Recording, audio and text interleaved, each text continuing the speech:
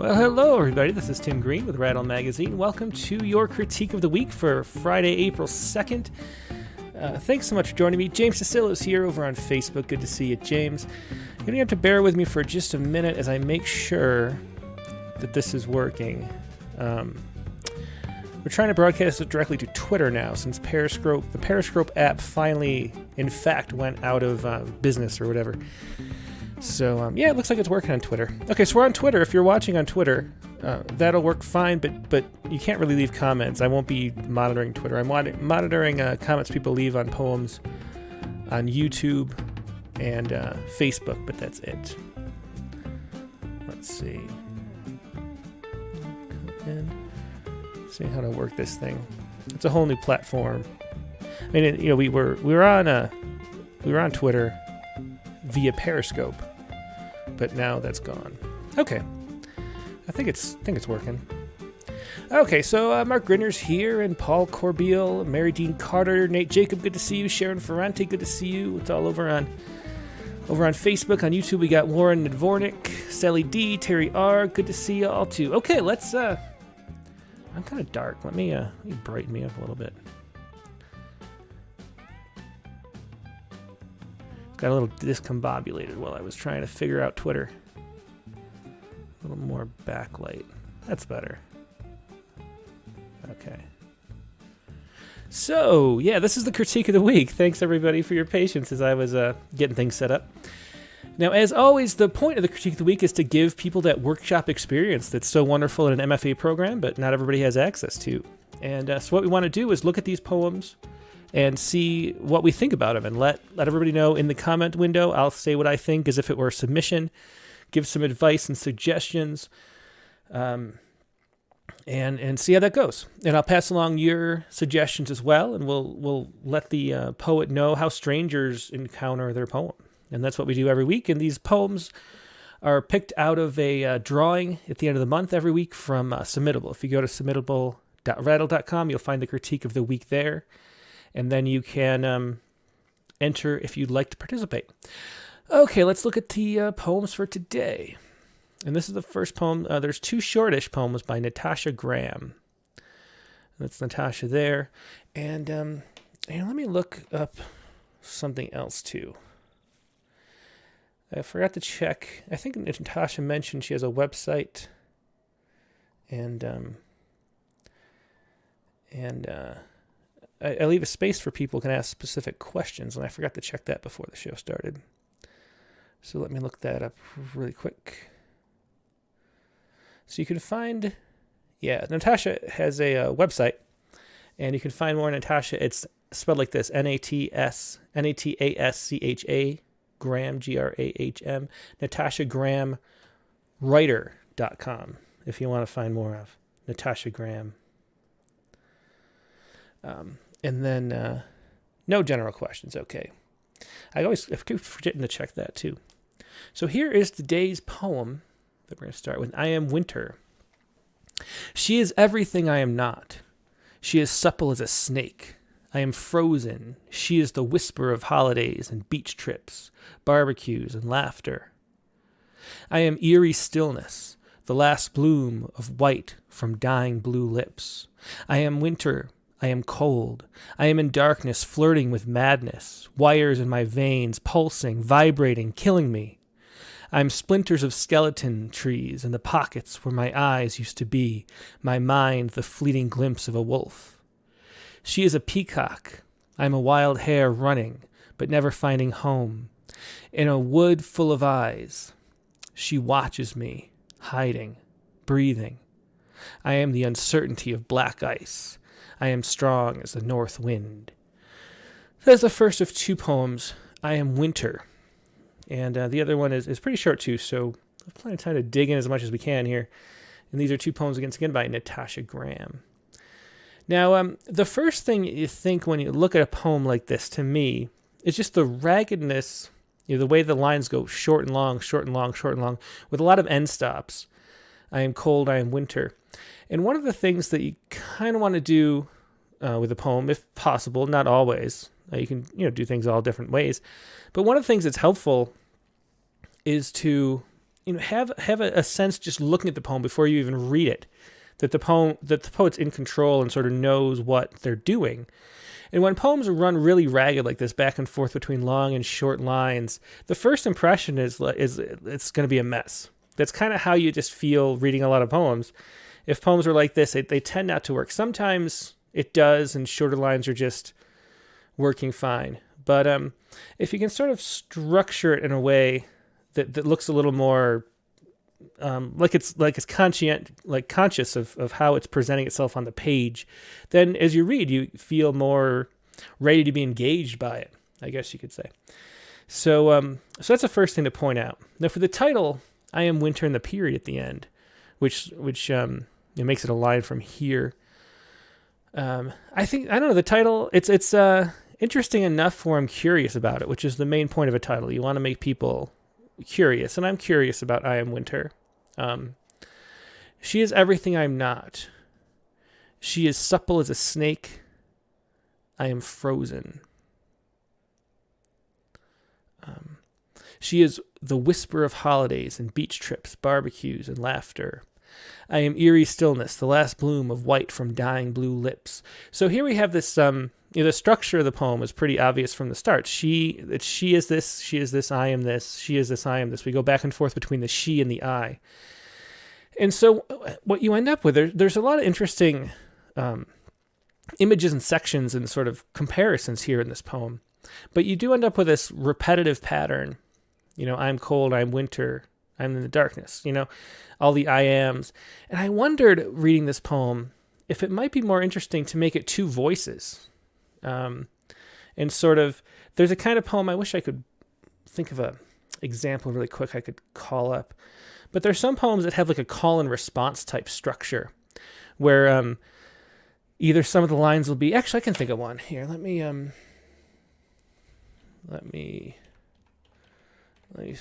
show you what I'm thinking about.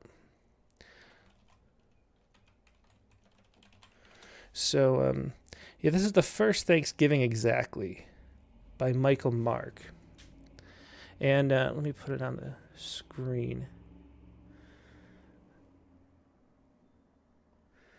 So this is what I was thinking, the first Thanksgiving exactly.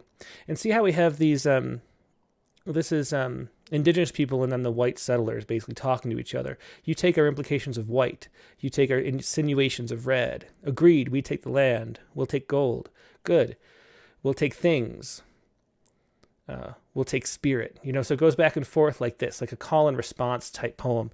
And I'm imagining this poem might really open up, the poem we're looking at today, might really open up if you kind of do this. Because you could say, instead of having the I am, she is, and that the thing that does is sort of requires you to say who you're referring to every time.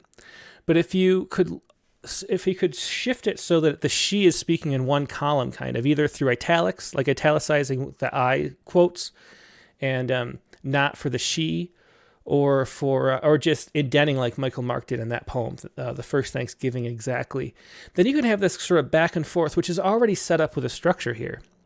So the first person could say, I am everything I am not, supple as a snake. So you don't have to say the she for the second one because you already know we're in the she column. So you could sort of establish that, and that allows a lot more room for playing around with the poems. So that's my main thing to try to play with as you sort of develop this poem more. So you could say she is everything I am not, supple as a snake, or I am everything. Like keep it like two people are talking, because there's already this back and forth structure. And that would really open it up, I think. She is the whisper of holidays, beach trips, barbecues, and laughter. So here we have one thing that, we have the barbecue and the beach trips, which is very sort of contemporary and set in time. Like we're sort of in a modern place when we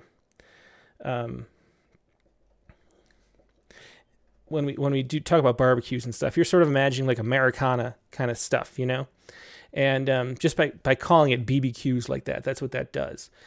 And the other things, most of the other items, maybe all the other items, aren't placed like that. Like if we're talking about later, the splinters of skeleton trees, pockets where my eyes used to be.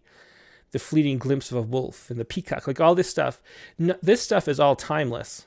So we have all this timeless imagery and timeless details here, supple as a snake, and then setting it in place with this sort of what would you call it? What's the word? It's sort of common life, modern things, beach trips and holidays and barbecues. Is very different from the snakes and the wolves and things like that. And so what it does is it ends up not really. I don't know. Sorry, there's a lot of noise outside. I wonder if I should close the window. But just motorcycles. It's the summer out here. It's actually finally nice, and so the motorcycles are out. But anyway, there's sort of a mismatch between the sort of like almost like the register, but it's not the same thing as a register in this sort of sense of details. And I wonder if maybe you could find a thing that's a little more general and a little more timeless for this one line here, just to sort of keep it consistent and sort of keep you in the one place. I am eerie stillness, the last bloom of white from dying blue lips.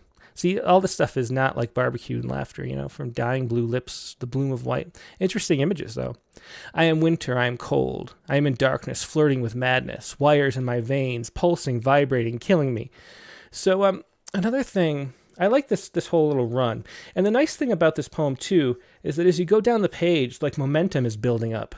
Like we're sort of getting into the poem, sucked into this sort of almost a list poem-like type poem as we go. And you can sort of feel it pulling you forward after the beginning.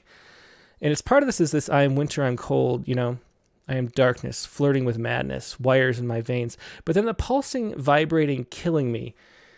I always recommend, if possible, avoiding these the ing verb conjugation, because what it tends to be is that when you want to write things being increasingly exciting, we tend to sort of say, oh, that's like where the action is right now. It feels immediate. But the result is really that it's sort of forced, if that makes sense. So it'd be better if just the wires in my veins pulse and vibrate rather than pulsing, vibrating, killing, It's sort of a cheap attempt at immediacy, whereas we want the poems, the sort of the universe of the poem to be drawing us in.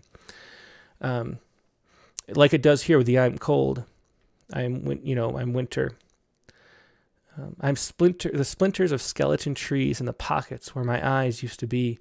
I wonder why, like when I was talking about how ragged it is here, I wonder why not like break it there or something and just get it so it's a little bit more like it's under control on the page. But I like these lines. There's a lot of good images here. Where my eyes used to be, my mind, the fleeting glimpse of a wolf. She is a peacock. I am a wild hare, running, but never finding home, in a wood full of eyes. She watches me hiding, breathing. I am the uncertainty of black ice. I am strong as the north wind. I like this. There's a lot of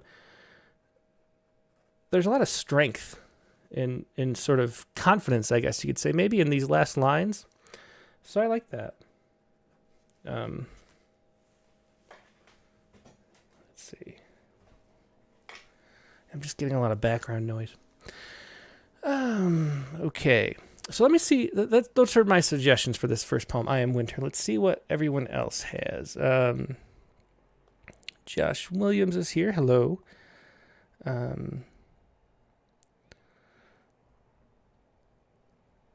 So Mark A. Grinner says, BBQs, should this be read as words or letters in the poem? It reads like letters.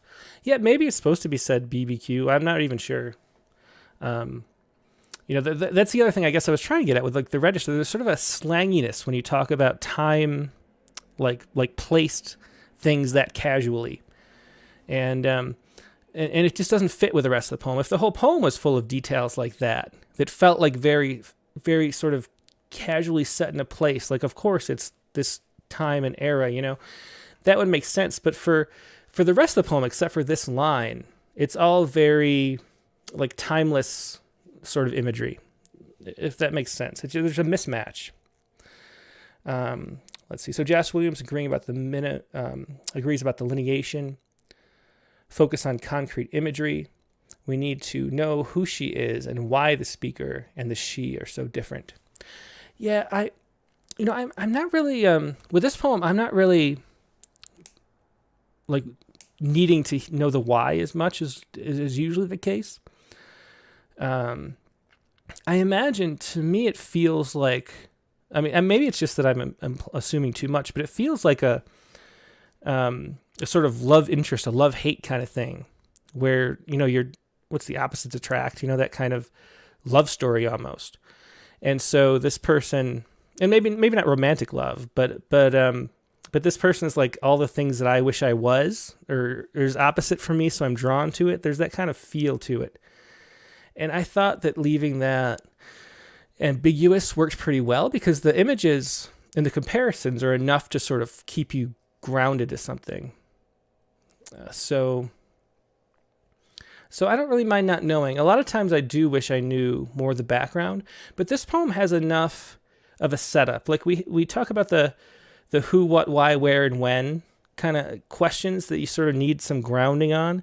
And it doesn't have to answer all of them. It has to just answer a few, enough to keep us connected. And I think this poem does. So it doesn't really bother me that I don't know exactly what the details of the relationship are. Let's see. Rebecca Woods Meredith says she is featured at the beginning, but becomes irrelevant. And that's true. I mean, she comes back sometimes. But we still don't know. But I don't mind. Like I said, I don't really mind in this poem not knowing. Let's see. Josh Williams says reads like a riddle more than a poem. I think people are. I might be in the minority here, not minding, not knowing who this is, or what the relationship is.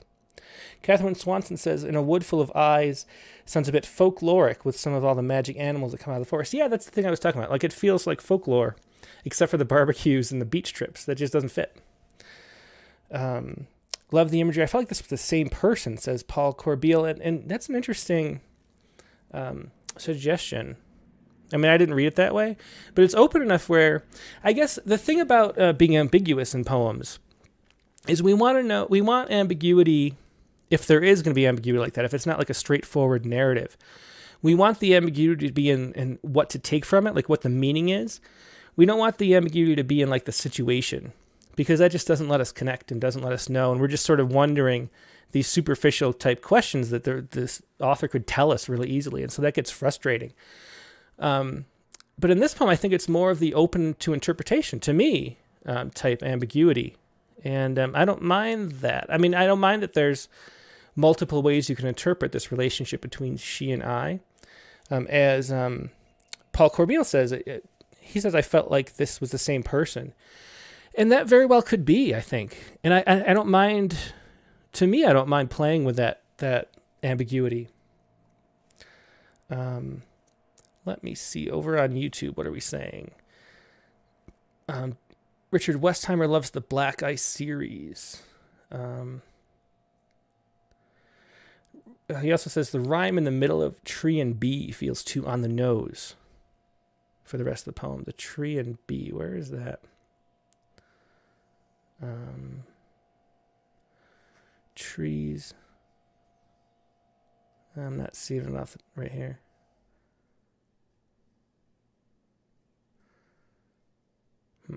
Where's tree and bee?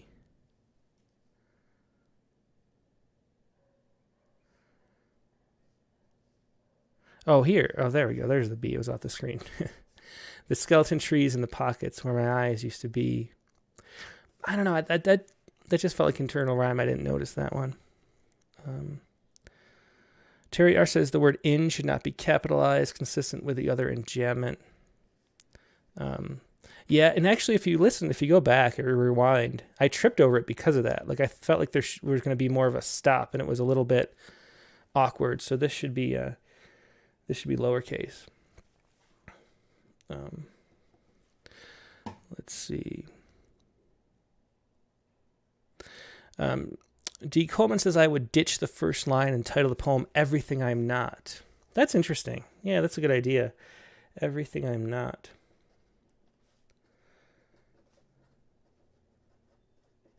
And then get rid of that. And then and that sort of gives the poem some meaning too. It helps us along if for the people who don't feel like they know what to take from it enough. Sally D says, by the middle, I already know they are opposites. Nothing is added to that.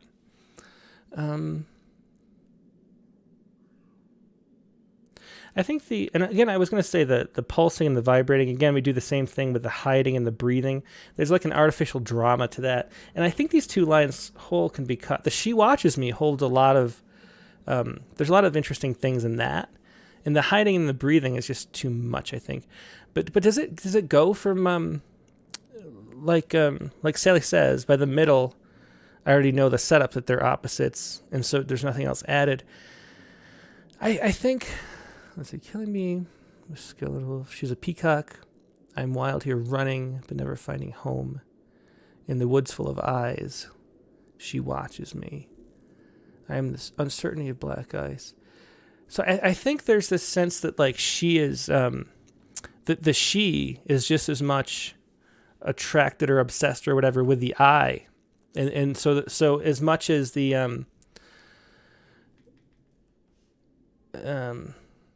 as much as the I seems like it wishes it was more like the she. At the end, maybe the she seems like it wishes it was more like the I.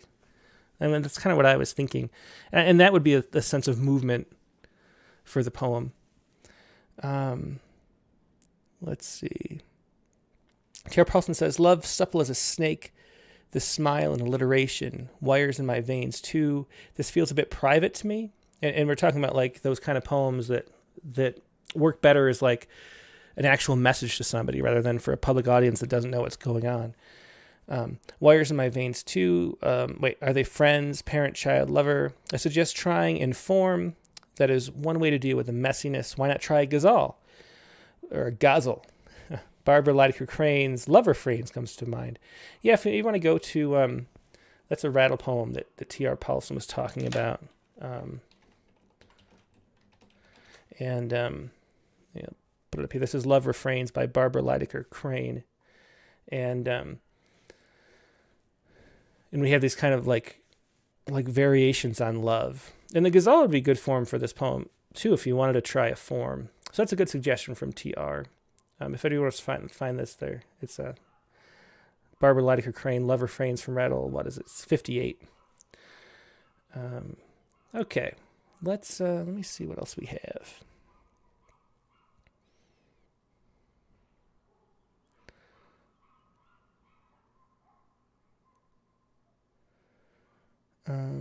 So Sean Hines says, I am winter. She is everything I am not. She's a peacock. I'm a wild hare. Interesting change that holds the connection. James Castilla says, a peacock isn't menacing enough for me in this relationship. That's an interesting comment. And Hege Anita Jacobson Lepre says, it appears to be a poem about a relationship, but yet very little is said about the relationship except juxtapositions or descriptions. You know, maybe I feel like I'm really one of the only ones who doesn't want more, or doesn't feel like they need more of the situation. So maybe I'm just in a weird mood today, and you know, maybe we do need to know the situation a little more. Maybe instead of everything I'm not as a possible title, like someone suggested, maybe let us know the situation a little bit more. Give us some more hint in the title, and then we'll know how to take it away. You know, how to know these two people are, what the relationship is, and that maybe might help people connect and get more out of the poem. Let's move on to the next and see what this one is. This is The Sadness of Quiet. I felt absolutely lost after you had gone. Couldn't do anything. All the trees, the sky, even the walls conspired to crush me. I sit here dazed and stupid. It seems life only begins when you are here with me. Between those moments, reality fades. The branches of trees punch holes in my head, and imagination creeps back, and snapping and snarling like wolves from the dark corners of a candlelit room. So sort of a poem, I wonder, you know, actually, it feels very related to the other poem. I don't know if it does to you watching at home or not, but to me, it feels like these are sort of similar poems that are very much related. I wonder if you could combine the two somehow. and sort of just make each, into one poem that's richer. The suddenness of quiet. So that, it's interesting too, because look at the title, I Am Winter, which I didn't think was bad. The suddenness of quiet, though, is very abstract. And I feel like this is, even though it's they're both pretty simple, the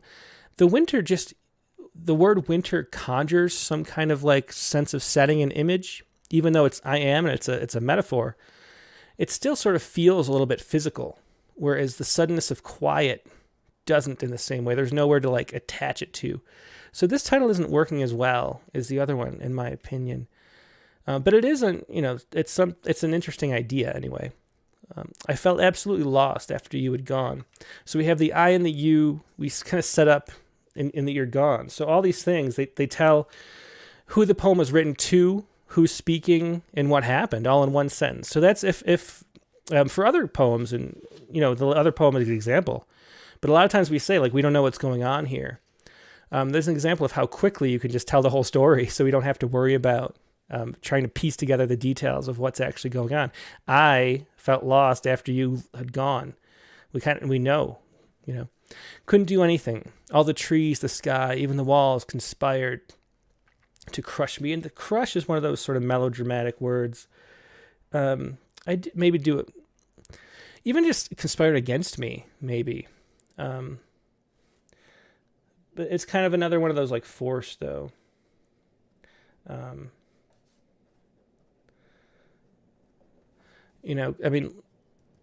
Being crushed is sort of it's sort of almost a cliched way to say like emotionally devastated or something. It doesn't really inspire a lot of visual. I sit here dazed and stupid. It seems life only begins when you are here with me. Between these moments. So it seems life only begins. A very casual sort of line thrown in there. Between those moments, reality fades. The branches of trees punch holes in my head. And imagination creeps back in, snapping and snarling like wolves from the dark corners of a candlelit room. And I guess that's why we have the wolves again, which the wolves were toward the bottom here in this poem, the glimpse of a wolf. And then the wolves appear here. So I imagine it's the same situation that's being written about.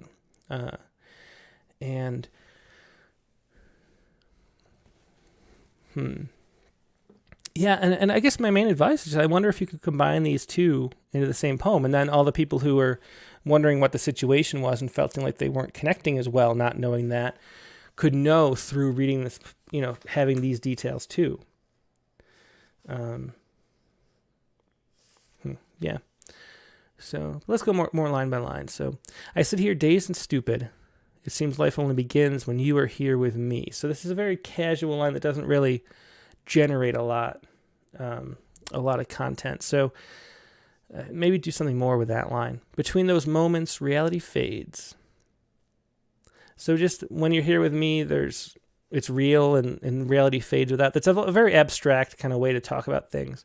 Whereas it works much better with the branches punching holes in my head. At least there's like an image you can grapple with.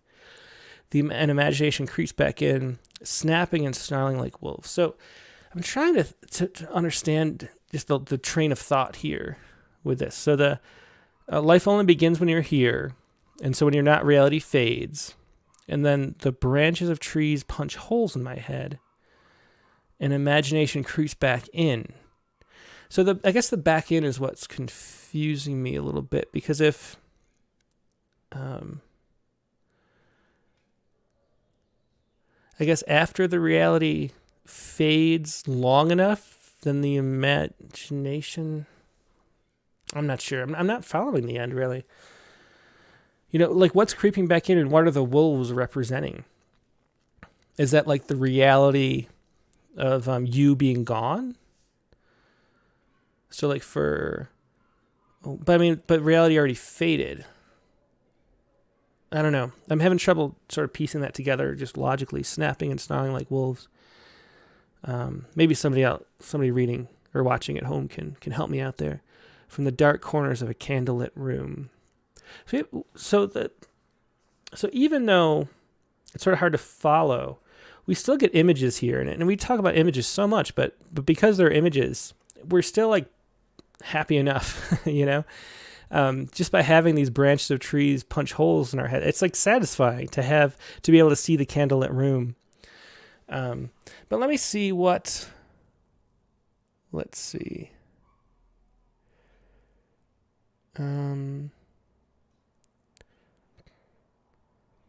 Let's see. The branches of trees creeps back in, is what Mary Ellen Carr is saying, I think. The branches of... So we're talking about what creeps back in. The branches of trees punch holes in my head, and imagination creeps back in. I don't know. I'm just not following that. I'm sorry. Mark A. Grenier says, I like the suddenness of quiet as a title. It sets up a dramatic contrast, being alive versus dazed and stupid. The suddenness of quiet. I guess it's the ness that maybe throws me off, that makes it sort of abstract. If it was a sudden quiet, that would be a little more tangible, maybe. But I don't know.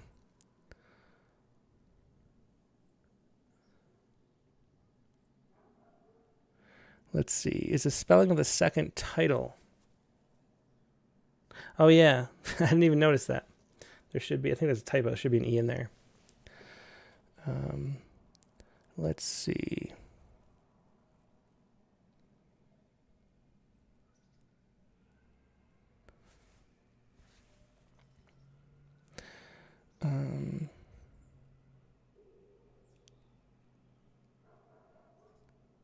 So Sharon Ferrante suggests a candlelit room is the title, and that would situate us and make us feel, sort of set the stage a little bit for everything else.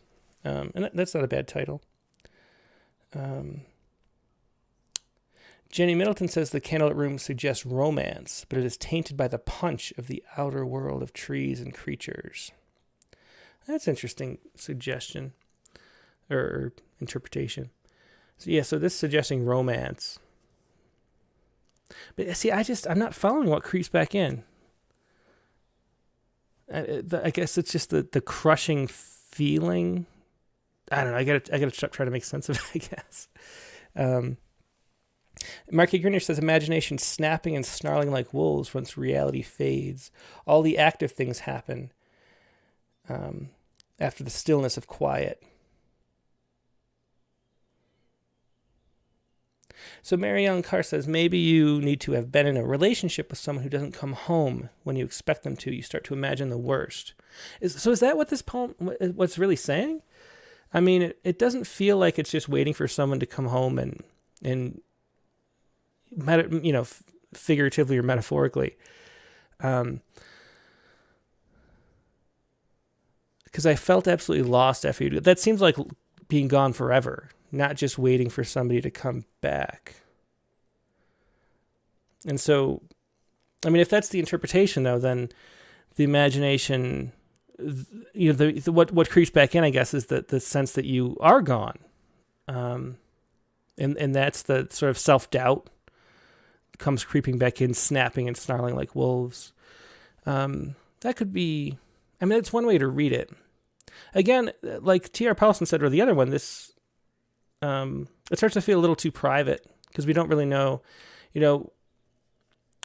we know that I felt lost after you had gone. And then it sort of describes the feeling of being lost, I guess, and the crushing nature of that feeling. I wonder what I would do is I would make the title something like this, of this poem. And then I would do the thing where I was talking about going back and forth between the she and I, and let that really, push things farther. Maybe that's the general advice for both of these two poems, is that they're not pushing as far as they could. There's sort of like there's an emotion behind both the poems, and it sort of feels satisfied to get the emotion down on paper instead of pushing it and digging deeper into the emotion. And so if you combine the two poems, you might be able to do that where you push it farther into something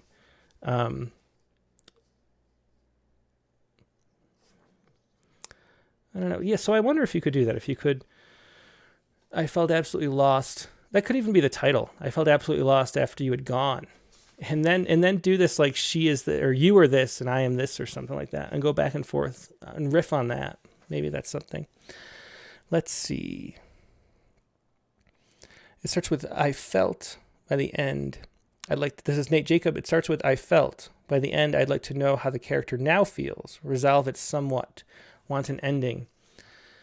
Yeah, like this poem, I think we'd mentioned, this was the last poem. The sense of arc to a poem.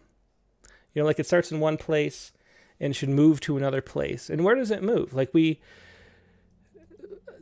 feel lost, and then we get the description of the lost. But how do we feel later? That's a good way to put it, by Nate Jacob.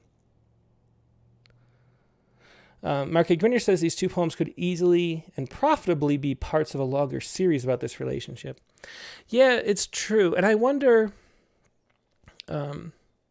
if it is part of a series. Another suggestion would be to take what's most compelling here and really, really condense and make these even shorter poems.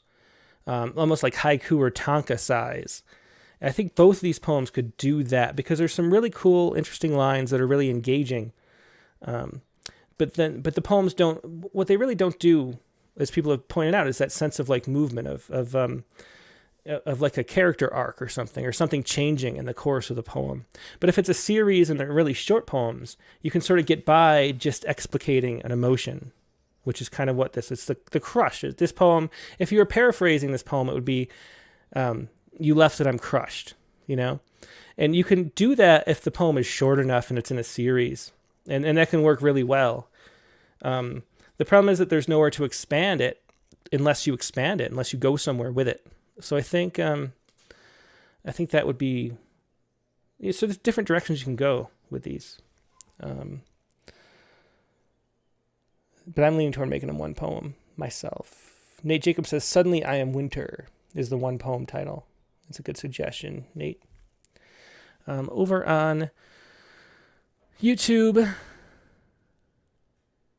Canon McAfee says, the suddenness of quiet reads kind of melodramatic to me. The images read like they're inserted into the poem instead of springing from it. Jason Brunner says, if imagination is an enemy to the narrator, I think it needs a little explanation as to why. Yeah, I guess that's the thing. I'm still trying to piece together what is intended here for what creeps back in, what the imagination is. And if you had already left, like the imagination part is sort of over, if that makes sense. Like if it was, put it this way, I guess, if the beginning I was like worried you would leave, then the imagination would be that you're leaving, and then that would sort of, the end would make sense. Let's see. Richard Westheimer says, your conclusion, Tim, reminds me of what Denise Duhamel on the Rattlecast this week said about vulnerability. You can't go halfway. This feels halfway. Yeah, I'd say that. Like if the whole arc of a series of poems sort of tells the whole story, then you can do just little snippets of it like this. But in one poem, they don't really stand alone unless they move somewhere. Jason Brenner says, I really like the tone of these poems when they hit their stride. I agree, totally, Jason. That's a good point. There is a good sense of tone and sort of voice and momentum in the actual voice itself, especially in the first poem. Let's see. Sally Dunn says, I do love the images, but maybe a private poem. Yeah. And so we're kind of getting at the same thing.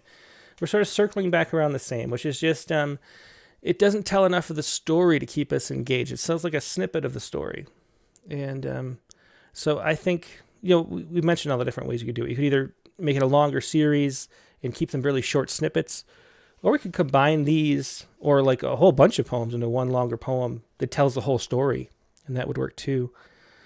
Warren Ned Vornick reminds me of Merwin's short poem Separation, dealing with a similar theme. Your absence has gone through me. Let me find this. So,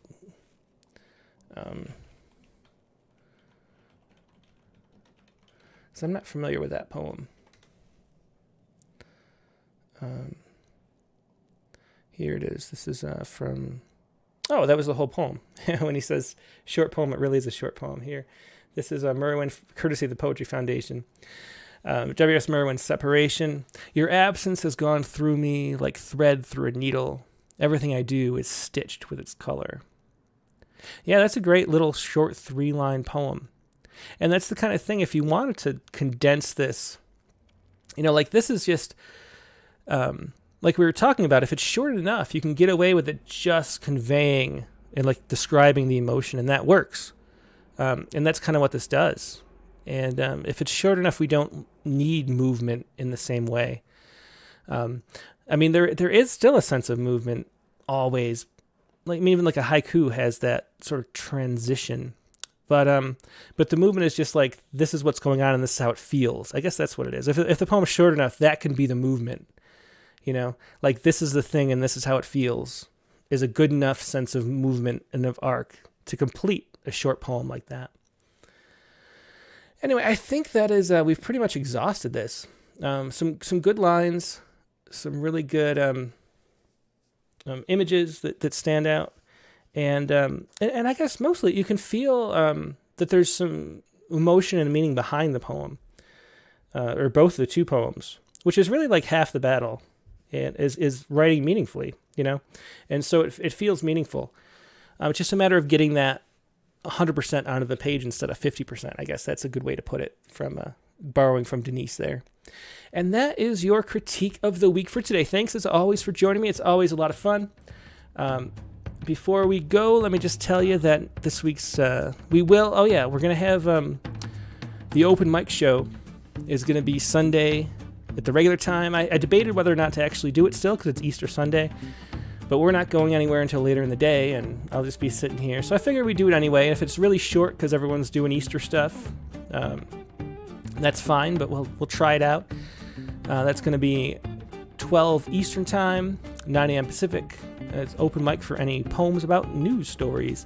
And then this week's guest on the Rattlecast coming up is going to be Alice Petway and her new book, Station Lights. Just came out from Salmon Poetry. Alice is also a great photographer. I'm really looking forward to reading this book, which I haven't yet, but it'll be a lot of fun.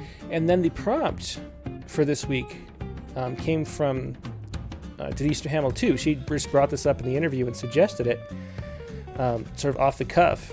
And so we made the prompt for the Rattlecast on Tuesday is to write a letter poem to an abstract concept, like she does with Letter to Memory. And that is your prompt for this week for the Rattlecast on Tuesday. So write your poem this weekend. And then join us Tuesday, April 6th, 9 p.m. Eastern Time for Alice Petway on Rattlecast number 87. Hope you have a great weekend. I will talk to you Sunday or Tuesday. Goodbye.